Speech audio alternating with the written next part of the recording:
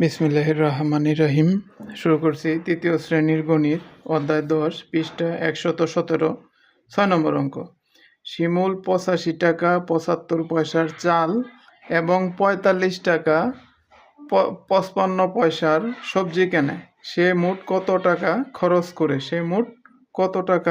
খরচ করে? মোট মানে সে সর্বমোট মিল্লা কত টাকা খরচ করে। অঙ্ক খুবই সহজ। দেখো, শিমুল সমাধান। শিমুল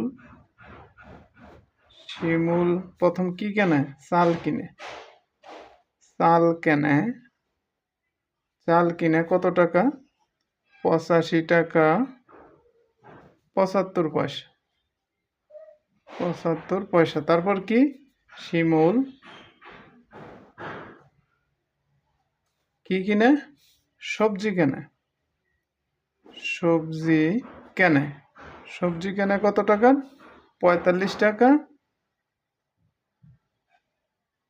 55 পয়সা। তাহলে সে সর্বমোট কত টাকা? সে মোট কত টাকা খরচ করে? সে মোট খরচ করে সে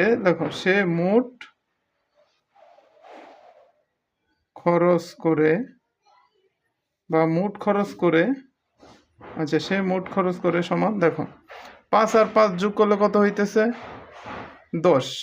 এটা কি করতে হবে? যোগ করতে হবে। 5 আর 5 10, 10 শূন্য, হাতে রইল 1, 7 5 12, 12 আর হাতের 1 13।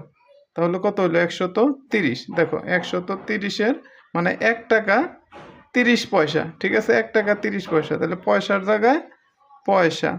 আর ওই যে 1, এই 1টা কি করবো আমরা? এই 5 এর সাথে যোগ করে দিব। তাহলে কত হইলো? 6। 6 আর 5 11, 11 1, হাতে রইল 1, 8 আর 4 12 আর 1 13। তাহলে কত হইলো? 131 টাকা। সুতরাং সে মোট খরচ করে 131 টাকা 30 পয়সা। উত্তর 131 টাকা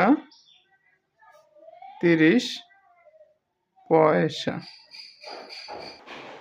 এরকম আরও অঙ্ক পেতে চাইলে আমার চ্যানেলটি সাবস্ক্রাইব করে রাখবে এবং ফেসবুক পেজটি ফলো করে রাখবে।